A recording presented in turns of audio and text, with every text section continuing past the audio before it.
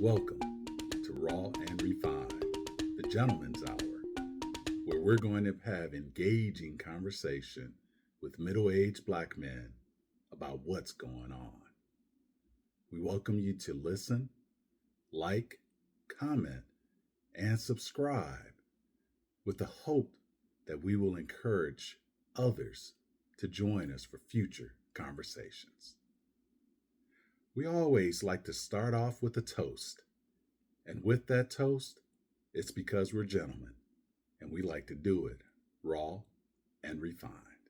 All right, fellas. Well, let's go ahead and toast this up today. Being how the weather has been an influence on things at this time, I went with a hot toddy that people can adjust to their liking. But I did a maple tea that we got from Canada. It's delicious, man. It's a maple tea from Canada. Added some lemon, some honey, and for those that want to take it up a notch, I don't know if you've heard of Winter Jack. Winter Jack comes in a white bottle, and they have a cider flavor that you add about an ounce to that, knock out whatever you got going on, at least for the moment. I toast Feeling up no to pain. you. That's right. That's right. That's right. That's right. That's right. Say permanent. Ain't nobody worried about permanent. Just get me right now. Warm you up in many ways. Rat now. Talk about rat now. That's What y'all got? What you Well, doing today? well, for me, I started these sort of seltzer things, Topo Chico, and this is a non-alcoholic one, but it's really really cool. It's like a twist with grapefruit in it. You can get them now with alcohol in them, but it's basically sparkling water, and obviously it's Mexican, but it's Topo Mhm. Chico. It's very refreshing and very addictive on top of it. So I'm rocking with the Topo Chicos today. Excellent. nice. Well, I'm in just my basic hydration mode right now because I had coffee earlier today. Mm. Did that, which I don't do often, more often than not. If I've got a hot beverage, it's usually tea, but Mhm. did do some coffee today. So right now I'm just hydrating. So I got my Yeti filled with my homemade Gatorade like elixir. The We're going to have water, to lemon market that, juice, right? the Right. lemon juice, a little bit of the salt and a little stevia, you know. Right. There you go. There Yeah. you go. Keeps me hydrated there, brother. And so that's all I'm doing for right now, getting the body back right, because that coffee it messes with the hydration levels and stuff, especially Mhm. when you don't do it all the time. hmm Mhm. It's kind of the same approach I have when I drink alcohol, because I don't drink that often. So when I do, I'm making sure that I got, along with the beverage, I got some water with it. Always good to hydrate with that as well. So hmm great point. Try trying not to be all mean to the body. Trying to do right bad on occasion. So we're gonna jump on into things today. We're talking about something, and this is an interesting topic, I think, and it came out of some. Well, we had a good year this year in Chicago in terms of NFL football. Right there, the Chicago Bears did their thing. Bear down. Mm. It was interesting, and I'm gonna point right here because that's where the logo is gonna pop up. Bink. Mhm. Well, I shouldn't say logo. I should say the design that we created, and posted on the page right before that last game. It's kind of dope. So they saw it. So Caleb did his thing. Mhm. Props to Caleb. He did it. He did his thing. There were some cats last season that fairly were questioning him on some levels because the accuracy was kind of all over the place, right? I mean, he's got sacked a whole bunch. That wasn't always his fault. Sometimes he may have held on to the rock a little long, but when you got Swiss cheese for a line, it's kind of hard to not run for your life. There was all in all, this season was an incredible step up from last season. This was a great season for the Bears. Chicago Bear fans were excited, all phases, Ben Johnson, blah, blah, etc. Right. All right. Right. Dope season. Right. So, but one of the things that kept kind of hanging around in the background through all of this, and it was interesting when Greg mentioned it once, and we talk about the text thread that the three of us have and have had consistently for years. And this was something Greg mentioned, and it was something that I'd seen too. I'd see it in like comments on Facebook and stuff like that. People would give Caleb his props and they would say things like, and even with the fingernails, or I'm not going to hold the nails against him, or, and all this. And this is in reference to the fact that the brother usually always had his nails painted on different colors, right? Some might not have known that he was doing it and it was an homage to his mom, because his mom, lifelong nail tech, I don't want to misstate the profession and what she was, but some call them nail techs and things like that. She hooked up nails for a living. And so he did that as an homage to his mom, right? Because she was a mom who supported him always and helped him get to where he was going to become this league leading quarterback already. But the nails, for some people, it's a real sticking point, right? And so that was kind of the jump off, and it got us to thinking about this concept of masculinity, right? And looking at, so we were kind of bouncing around and talking about, are there differences generationally? Is there differences on racial lines and all kinds of different things? It just was like, this could make for an interesting conversation. So we decided we were going to jump all into this. So what we got today is masculinity, performance, and who gets to define strong, right? So masculinity is one of those words everybody thinks they understand until you ask them to define it. Today's conversation started with something small, a quarterback, painted fingernails, and a reaction from some fans that felt maybe outsized. And the more we sat with it, the clearer it became that it really wasn't about football. Football might have been the vehicle for this, but it's really about strength. And who gets to define it? Who gets to say what is strength? And why some expressions of masculinity are questioned while others are celebrated, even when the evidence says otherwise. So we're going to talk sports today. We're going to talk race. We're going to talk culture and power. But more than anything, we're going to talk about the rules, the spoken and unspoken, that shape how men are allowed to show up. This is raw and refined. So let's get into it. Sounds good, brother. Great intro to this topic. I think it's something that's going to bring out a lot of conversation and thoughts and ideas. And what you said earlier about generationally, be great to hear some comments as we go along with our conversation today as well. Yeah. So Caleb sort of being the spark, Caleb Williams being sort of the spark this conversation really, really is interesting. And by the way, Caleb has kind of faced this type of attention, at least since his time at USC when he won the Heisman Trophy. I can remember vividly. I can't.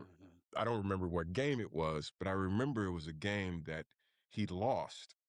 And after the game, he jumped into the stands and was crying with his mom. This is him as a college quarterback. I think he had won the Heisman the year before, and he was considered to be a generational player, right? Going to be had won the Heisman, was likely to be a #1 draft choice. But him jumping into the stands and crying with his mother really landed with a certain segment of the population in a way that was really interesting and in some ways troubling to me. And then you added in this idea that he was painting his nails. And so it became a whole thing around Caleb that continues to this day about his masculinity, and particularly for a violent sport like football.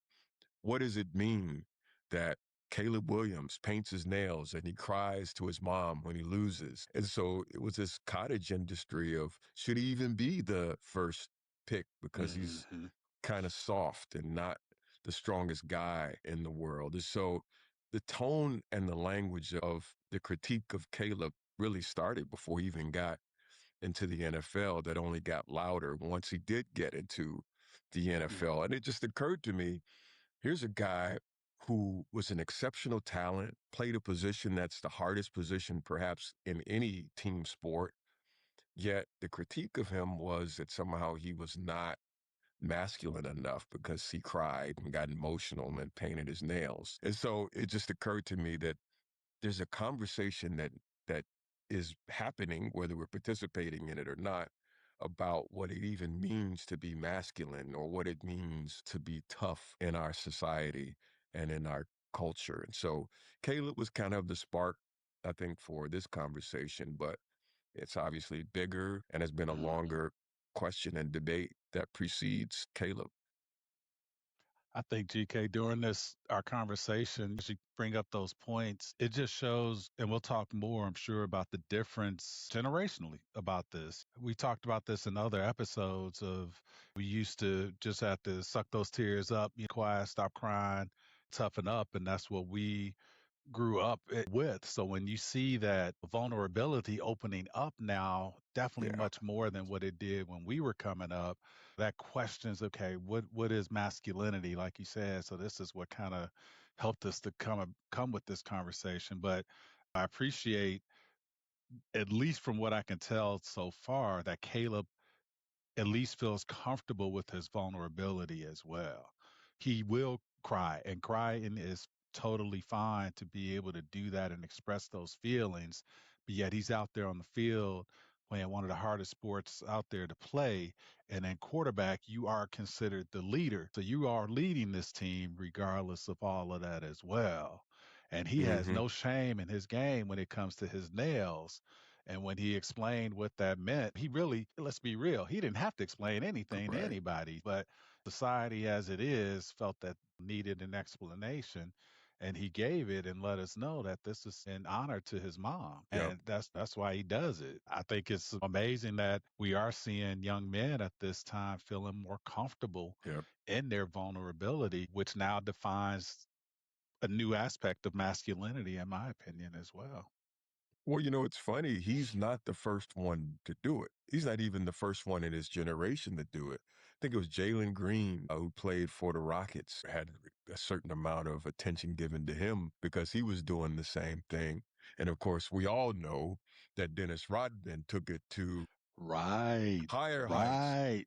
in the 90s where it wasn't simply painting his nails. He actually wore a dress, Right. took photos with a dress on. Right. And so this whole question is just, it's always been an interesting thing to reflect on. And I think the generational question is an important one too. But it's also important to remember that he's not the first one to bend Right. those rules a little bit. And let's go back, man. I mean, earrings.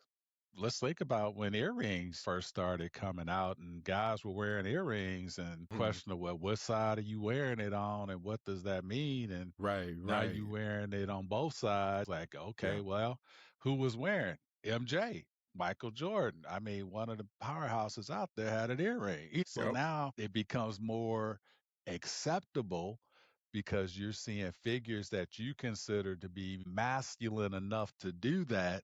And it's like, oh, okay, I think I can wear one now too. And it Mhm. becomes mainstream. It's just a form of jewelry and accessory now that men wear as well. But yeah, I mean, Mhm. Mhm. I think Yeah, I the think. one thing about Caleb, sorry, Hollis, I would Go thought ahead, go ahead, go ahead. the one thing I'll say about Caleb that really sort of brought it home for me this past season isn't simply the fact that it's football. It's the fact that he is a tough dude. People don't even realize he hasn't missed a single game, hmm right? For all of the sacks he took last year, like some record number of sacks, right? Like you talk about the embodiment of physically tough to have not missed a single game since he got in the league in 2 years. That to me is the very embodiment, the physical and mental toughness that it takes to just have accomplished that should put all of that nonsense to rest. Alas, it has not. Well, let's be real about one thing, and that is that athleticism isn't necessarily masculine, right? And what Yeah. I mean is you could be a man who's an incredible athlete, but be otherwise very feminine in your behavior. So it's not Mm-hmm. inherently masculine to be very athletic. Part of Mm-hmm. his success is because he's, in most cases, one of, if not the most athletic cats on the field. At every level, Mm-hmm. it has been that way. We saw that this Mm-hmm. season with his escapability. hmm Last year, that athleticism wasn't saving his butt because he had a Swiss cheese line. That's where that mental toughness piece came in. Not only was he taking all of those hits, he was hopping up and he was not blaming his line. He was not getting mad at his teammates. He was not showing frustration towards anybody. It was simply, it is what it is. We'll talk about how much that hurt later. Come on, we got another play to do. So that piece of it, I think for me, was that leadership piece. He absorbed all of that. Who knows? He might have got on the phone with his mom and cried a little later because he got hit really hard about 42 times in that game or something like that because he was taking some shots.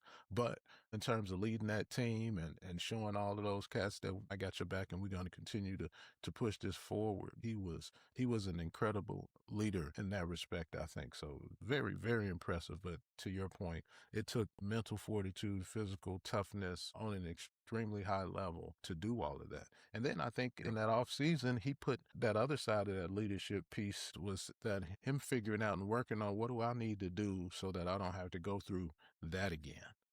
So it was impressive all around, but it's not just about him while we're talking, but part of it is because of that, right? Because a lot of that really was very emotional for people. But for the success, how many brothers would have forgiven that, right? Because I mean, like literally, I'm seeing one of the responses I saw from multiple people was because they were winning, there was acceptance even despite the nails, or even though he's got them like that, he the man now. If they weren't having that success, would they be as cool with the nails then? Right. Exactly.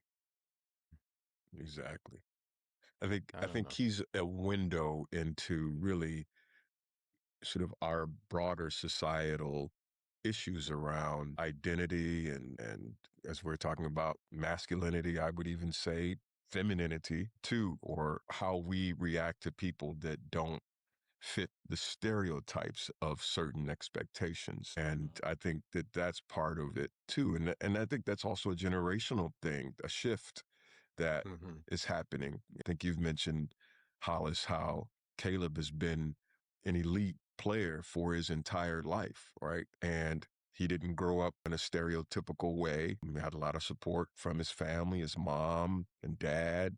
And so he developed, it seems anyway, from where I sit, an emotional intelligence that was purposeful and like sort of poured into him by his family and other folks. And it's just a different kind of kid than I think much of America is used to, that I think a lot of us might be used to, that a lot of folks just haven't seen at that scale in a public way. Yeah. I definitely agree with that. Yeah. Because I mean, Definition wise, go ahead, Rick. I'm sorry.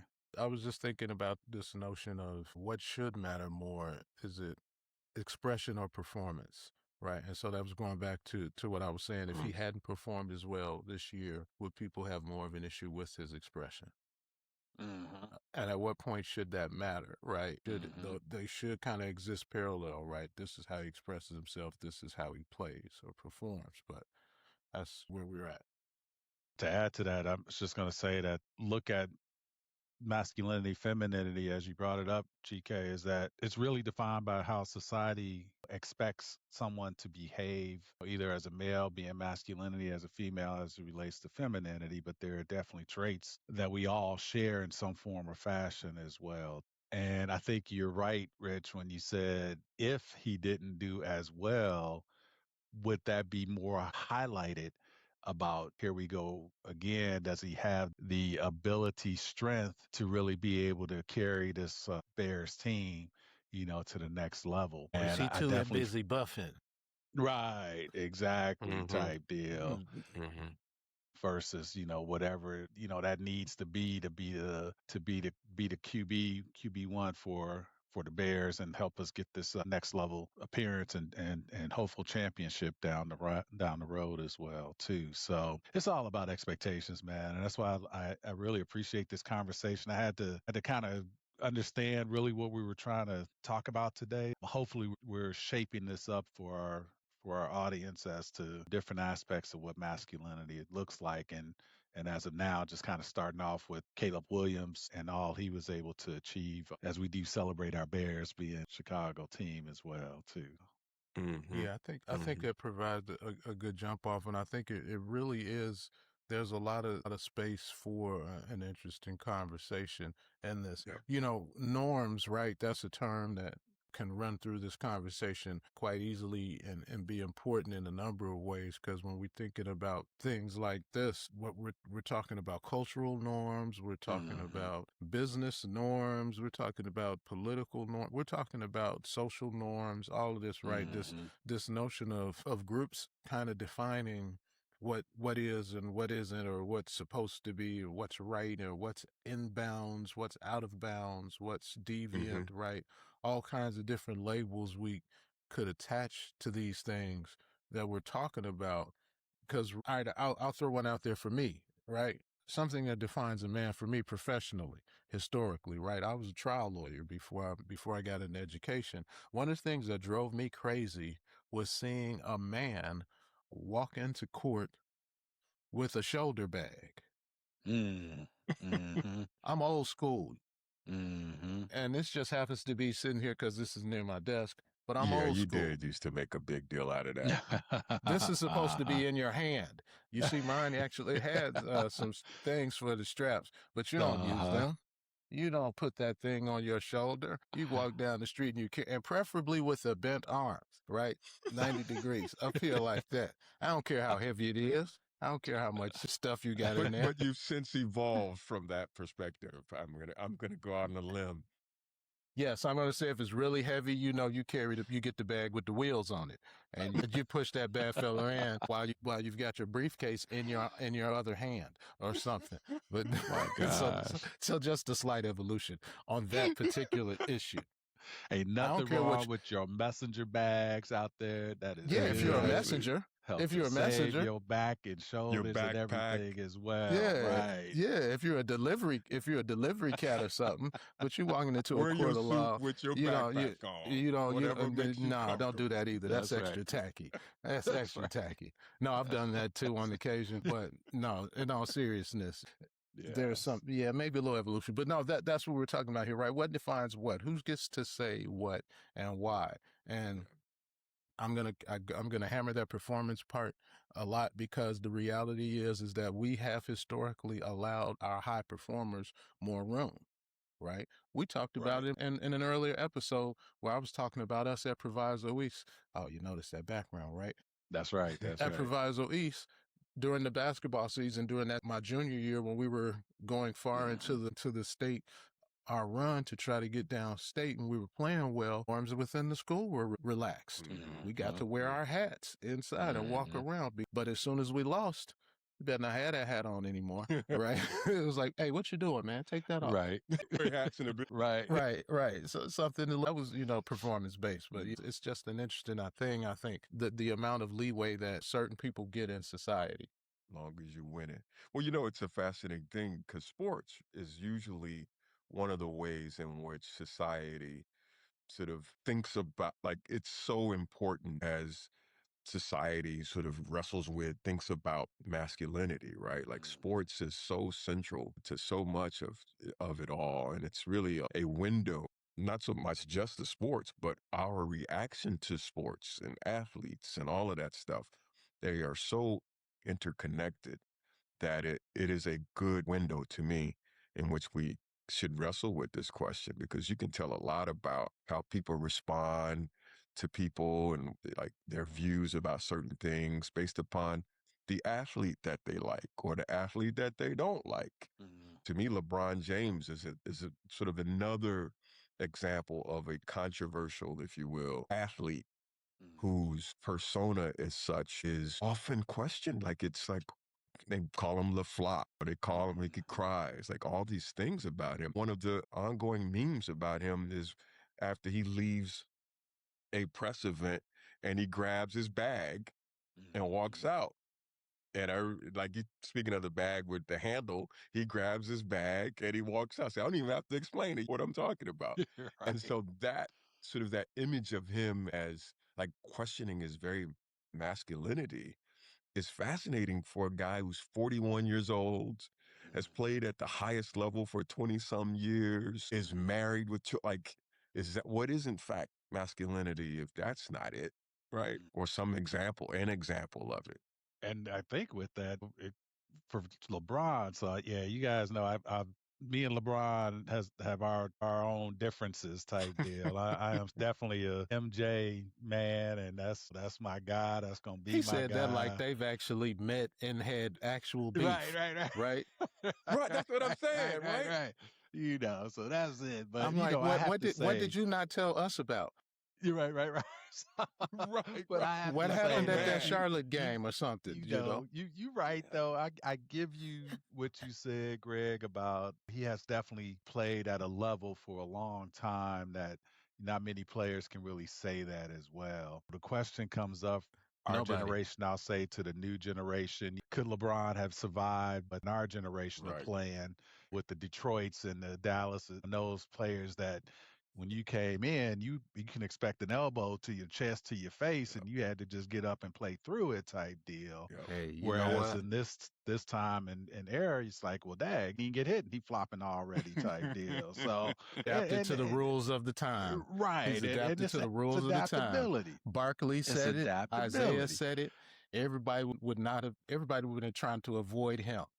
If Yes. he Right. was playing during that era, he would have had the same body, but he would have had the same mentality as all of them because they Yep. would have been playing under the Because rules of that that they were era. playing Yep. under. Right. And Yep. if he would have been in that era, he would have been just like them. He would have been Karl Malone, but bigger and faster. Yep. Right. He Right. Everybody needs to literally squash the that same mess. size guy, And that's right? the thing. So That's that's all, you know, and that's where I think you're going to have whatever those comparisons are as it relates to that. But really, what I was getting at with that is that brings to question again how we look at masculinity. So is it the level of trauma? Is it the Mm-hmm. level of damage? Is it the Mm-hmm. level of how you rise from that? Mm-hmm. Versus just your ability to truly be who you are in that era of space that we're in at that time. You see what I'm saying?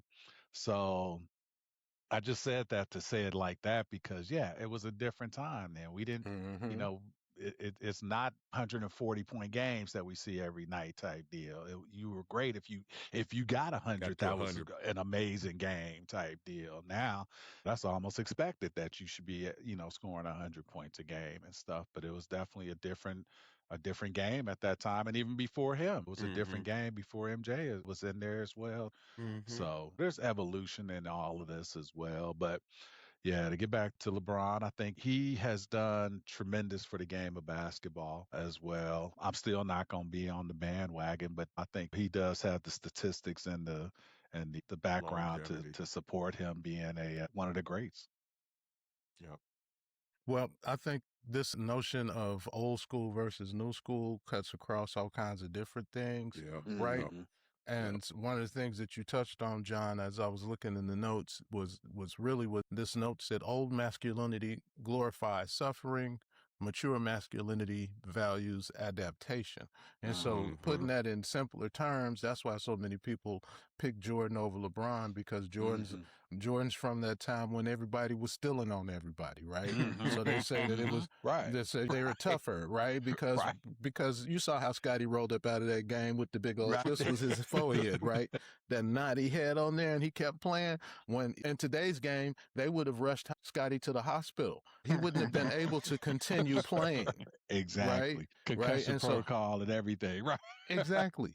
Dude's knot was as big as, I mean, it was almost like that off his forehead. I mean, let's be real. You shouldn't still keep playing Right. when you got a knot that big on your forehead. We should know better now, right? Right. But that's valued, right? That's your level of toughness. Tough beyond the point of stupid, really. But that's valued to a certain degree. But again, like I said on the LeBron thing, if LeBron was playing during that time, he would have been throwing the same kind of bows, swinging the same kind of, giving the same kind of shots that everybody else was giving at that time with that body. So I think everybody, whether you considered soft or not, everybody was given at that same level because that's how everybody played. Like you said, even before Jordan, it got more physical. It's changed over time. Before Jordan got in there, it was even more physical, right? And part of that is because of the level of athleticism. Over time, the average player is far more athletic than they were 30 years ago, 50 years ago, 60 years ago. The average player during Jordan's time was not as athletic as Jordan. That's part of the reason why he stood out. Everybody wasn't that athletic. There were some who were, but the average NBA player now is about as almost as athletic as Jordan was. The average NBA player, right? And then you've got those extra special freaks of nature that stand out above them. And LeBron is right up there at the top of that pile because if you look at how long he's still doing it, and he had his head up at the rim the other day, right? In a game I saw watch. So that part is incredible. But when we think about this notion of part of it, what we're dealing with is what's required, this level of toughness that's acceptable or required has shifted. Because to me, it's crazy to think that the only way for people to fully accept him is if he were able to transport himself back in time and dominate back then. And then more of those people would be as accepting of him. I don't need that. Well, It's I real think interesting, though. that it's only because this is a time that is different for everybody. And I relate this to how we've talked before about our generation is that sandwich generation. Again, we're experiencing things that no one else is going to quite probably experience the way we have. So, taking care of our parents while trying to raise kids and take care of ourselves, seeing how basketball has come into play to where it is now. We've lived through all of that, being able to hear it on the radio, but see it on TV, going to games, and now streaming. You see much more than what was seen before us. And who knows what that's going to look like after us. But we're kind of that first generation to truly experience those different viewpoints of things as well. And this is where, back to the masculinity conversation, I think that's where that evolution just has to take place. That adaptability has to take place. Seeing men being more vulnerable is what we are encouraging because we know that's healthy for men to be able to express that. But back in the day, that wasn't what was being taught. That wasn't Stop what was crying. being shown. You better Right. stop It was crying. Let me stop give you crying, something to cry toughen about. up. Right, exactly type deal. And that's how we viewed masculinity, at that point type deal. And if you crying, you were a crybaby. You were this, you You were that soft. You type deal. soft. You You soft, soft. right type deal. But nowadays, that's like, no, you need to be able to express how you feel, and you need to do that. And that's okay. And that's strength in being In able some to do settings, that in some settings as still not well. acceptable everywhere. Well, and it's not, but I think And that's that's part part of of the the challenge. evolution as well, too. Right. And I think we have to start demanding it too. That Right. we need to make it let's say, normalize it. Right? We need to normalize the Right. ability of people to express themselves, how they choose to express themselves. And because I just feel like part of what's wrong with the culture is that the emotions don't go away. You just sort of Right. paper over them, and the impact is far more corrosive over time because you're papering over Right. them. So to me, I feel like I have learned over time it's better to sort of get them out or be able to deal with them opposed to sort of somehow hiding them or paper overing them, because eventually they will reveal themselves, I and think part of the usually it's in challenge, a self-destructive way. Right. I'm sorry, GK, for jumping You in a little quick there, but I think part of the challenge is for a lot of men, first off, is even understanding what those emotions are, because that's not something they've ever been taught to deal with. right. The only acceptable emotion for a lot of men is anger. That's Right. the only one that's been considered socially acceptable in most settings. Is for a man to get angry. A lot of men filter all of their other emotions through an angry lens. Mm-hmm. And so, Mm-hmm. because that's the only emotion that's acceptable, that's the only one that they think is supposed to come out.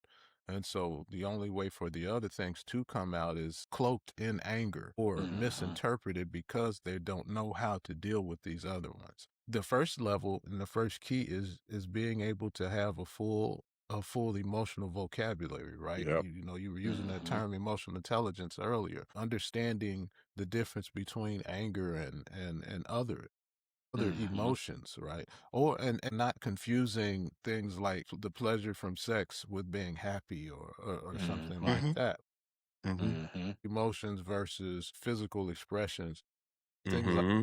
I think it's really important for boys to learn that they have a full spectrum of emotions and learn how to interpret them and learn how to express them early on. Mm-hmm. And I think we're kind of built with that to a certain degree, but because we are socialized to only express anger, the other ones get kind of use it, you lose it to a certain degree. It's a And so muscle right, that you and you got to don't Mm-hmm. build. learn them fully, and so I think that can be a challenge, and I think generationally that impacts men, right? If you're being taught Mm-hmm. by men that this is what a man is supposed to do, if the men that are teaching you only know this, then that's all that you might learn, unless you stumble across it in some other sources or some other places.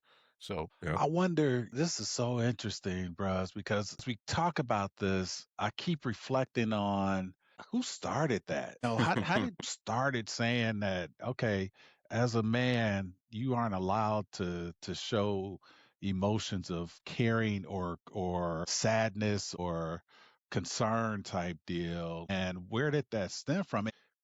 The only society being a westernized society Mm, that really perpetrate that. I'd be curious to hear from our audience, from different societies and different cultures. How was that through the years type deal? Because again, what's wrong with a man showing their emotion, but yet does that mean they can't be a provider? Does that mean they can't be a protector? Does that mean they can't be the one mm, that is still managing the care of the family just because they're showing emotions? How mm-hmm. did that actually ever come about to be like, well, dag, if you crying, you soft, you're not going to be able to protect your family? Who said that? Mm-hmm. How did that ever Mm-hmm. come about that somebody that got has chose as become the the victim acceptable because they norm looked type soft or deal? whatever, and so it started happening. You had Mm-hmm. People to who look show, hard. You had to look hard. You had to keep, or you or Yep. else somebody gonna mess with you if you're not Yep. looking hard type deal. And it's those Well, when you're type it's dealing a with great. things. people with lacking resources, that becomes a reality, right? Well, Right.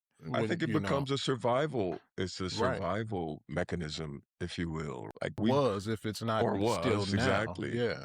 I think, and actually, I think it probably still is to an extent. But I just think about just growing up, how I did, how we did.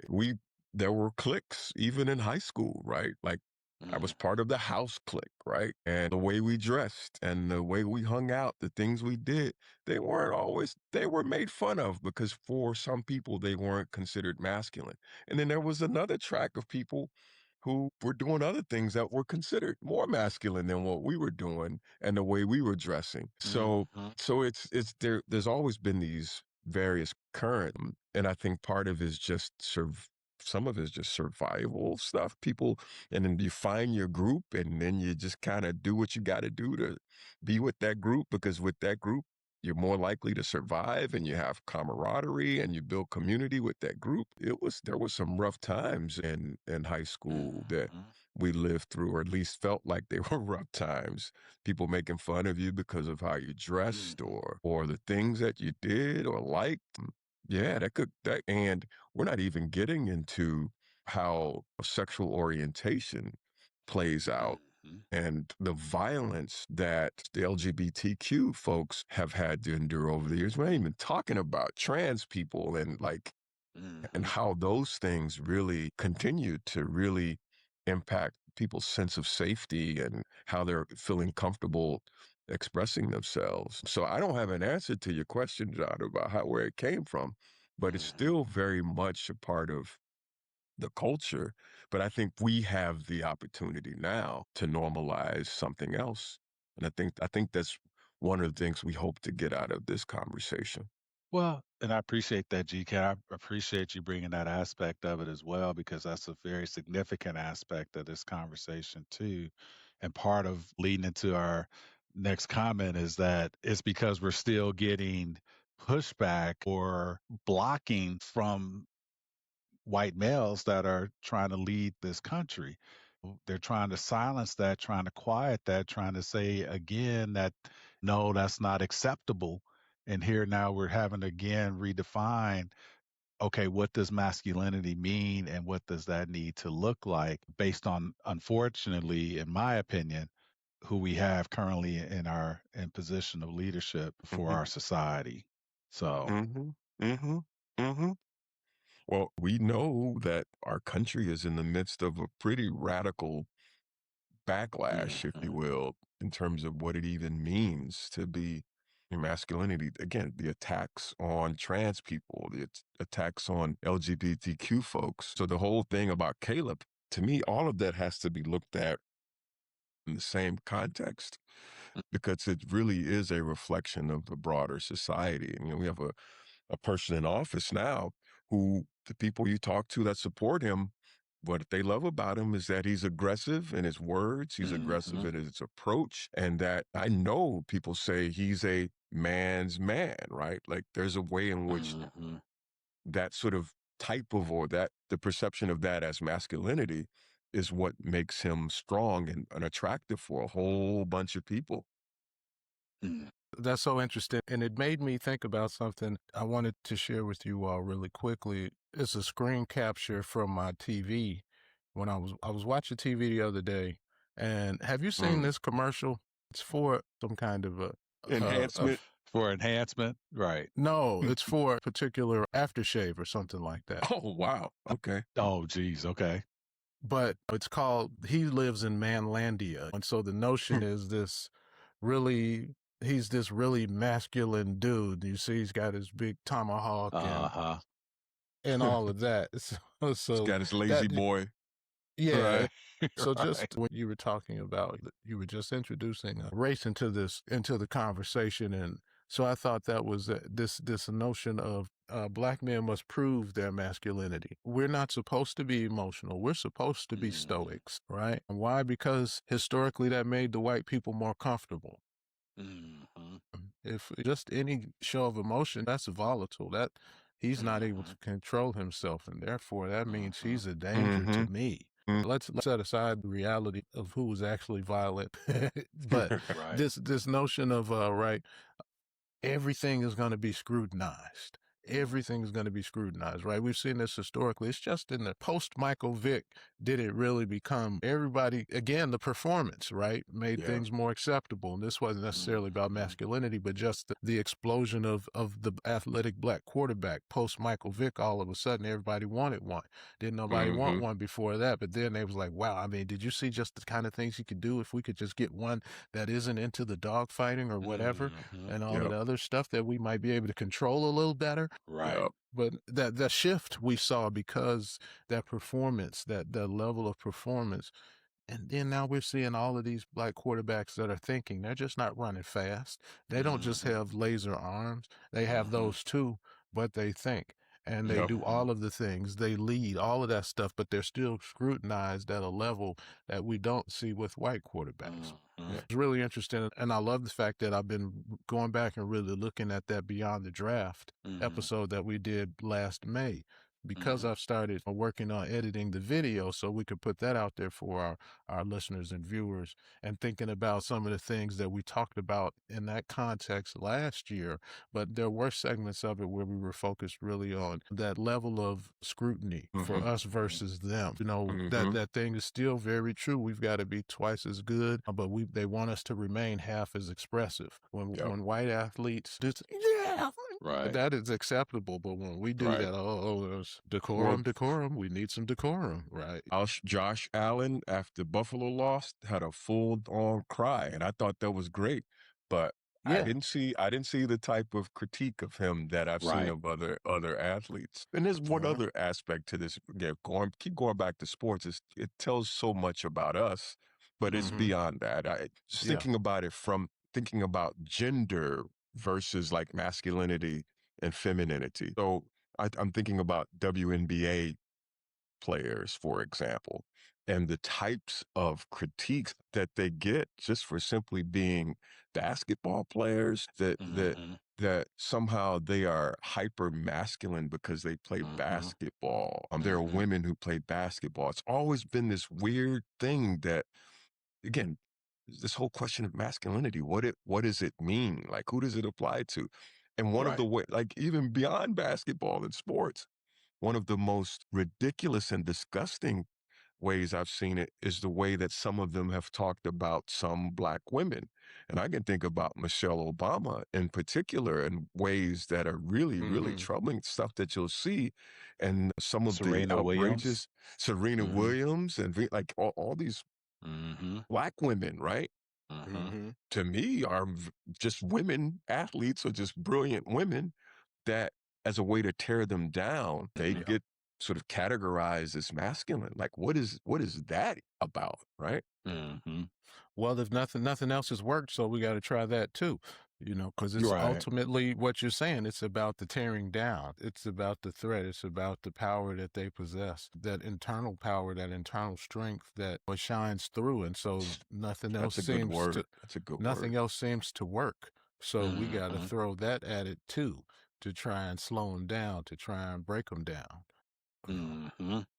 Interesting you mentioned the WNBA, because there are a lot of people who now will openly say right now the WNBA is far more physical than the NBA is. And I think sometimes it's a little too physical. It's a little, but Yeah, the refs don't have control of the game like they should. sometimes they don't have control. Sometimes I think it's being allowed because it creates a little more sensationalism.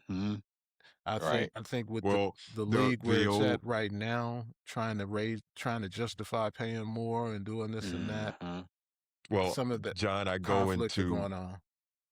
what I've heard Black female doctors tell me, and it's that there's also this notion that somehow Black women don't experience pain like The others same. do.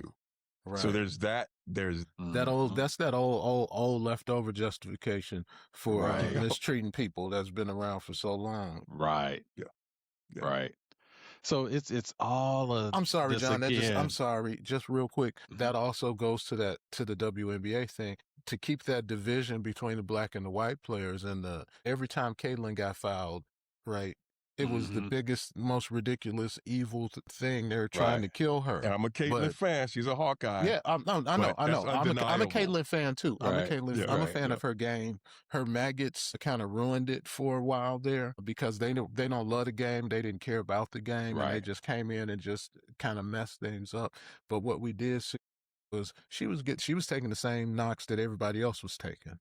Because the WNBA is just almost hockey like in the way they let them get at it sometimes. But to your point, Greg, and I apologize for cutting you off there, John, was just this notion that every time something happened to her for a while, it was getting blown way out of proportion when everybody was getting stole on, like back in the 90s NBA. When you watch some of them WNBA games, it's like, whoa. And when the refs didn't get control of it, these ladies was taking the matters into their own hands. And everybody was getting clocked. And it's like, hey, if you're not going to call this foul and you're going to let her clock me like that, I'm clocking her too. And it was getting crazy at times. I'm sorry, John, you were about to say something. No. I think as we're having the conversation, if we look at this, we said was that a lot of this is based on societal expectation, and if we go even deeper, it's who's controlling those expectations. Who is it that's bringing the definitions out? You see what I'm saying? And you said it, Rich, that it's a matter of if it fits the narrative that they want you to have. So it's going to come into question masculinity. Are you man enough to take care of this, that, or the other? Or you too, man, like that it's taken away from your feminine ability and who you're supposed to be as it relates to what they want you to be, type deal. So I think that as we continue to just have that conversation about masculinity, femininity, it's a matter of what you feel comfortable with. I think it's a matter of how you're able to be adaptable to whatever that need is. So I say that to say, I need to be able to be vulnerable when I'm taking care of a patient that's not feeling well. I can't be stoic. I can't be hard. I can't be like, suck it up. You're going to be all right type deal. I got to show a caring side, a softer side in order to be able to help them through what they're going through. But then if somebody's threatening to my family or somebody that I care closely about, well, that's a side of me that you're going to see step up that you may not see as you see me trying to take care of a patient that may be going through some health or illness type deal. So that masculinity is still there. It's just a matter of what aspect of it is being presented at that time. And I think, again, unfortunately, we've got those that are trying to define it for everyone. Yeah. But in essence, that's a narrative that's trying to keep people down, in my opinion. Mm-hmm. I agree. Yeah, I see it as an attempt at control and power over people. When you get to pigeonhole people as a certain way, that means you get to dismiss them, what they're going to do and how they are expected to behave. But it's really, really oppressive, and we have systems in place that enforce that oppression. And I think we as a society have to do a better job. And I think us as Black men have a particular role to play in sort of dismantling that kind of oppression and those kinds of systems that at the end of the day are harmful to people and the broader society, Right. you know. I agree. Yeah, we're dealing with this reality of this is 2020. So we got that fool up there that's got all kinds of things convoluted, but it's really not just that fool, right? It's been this way, moving this way for quite some time, Yeah. right? And so we're not going to put it all on a single fool. We're going to deal with the reality, right? This hyper masculine, conservative white male archetype, right? For it to be an archetype, it's got to be a lot of them doing it, right? You can't just have 5 or 6 people to have an archetype. It's not often I get to use that word, so I'm throwing it out there. So what we're saying is masculinity. How and masculine of you to do that, Rich. Well, thank you, brother. In this particular archetype, right, masculinity is defined by certainty, volume, and dominance, right? Bigger, louder, and stronger, right? Kind of notion, right? It's merit is pretty much irrelevant. Performance doesn't matter nearly as much as posturing, right? America, right? I don't actually have to be good. Yeah, I don't have to be good at anything or do anything good. I just have to say I'm good. How do you know? Because I said it. And why'd you say it? Because I am. Why? And that's good enough, right? That seems to be good enough. And apparently it was because it got that fool in there. And that's pretty much all he's ever done. In reality, not masculine at all, right? I don't think you can be masculine on a diet that consists mostly of McDonald's. I think we get back to that ooey gooey, soft and chewy we were talking about before, right? Just one big old marshmallow puff, right? Not the most masculine of things. But seriously, we see that this emotional volatility. It's a strange thing. It's so strange. It's because he's in charge. It's just that as simple as that. Well, I remember when John McCain, I remember when he went after John McCain. And I've had all kind of policy differences with the late John McCain. But how in the world could anybody question his toughness? Like, how is that possible? This man was a POW for how many months? Literally couldn't move his arms or like legs. He wasn't a rich celebrity, man. The world is flipped upside down and on its side and twisted over twice after that. But he a wasn't guy a celebrity. who literally got a deferments get to question that person's toughness and because he was out masculinity. there telling people you're fired and lying about his assets.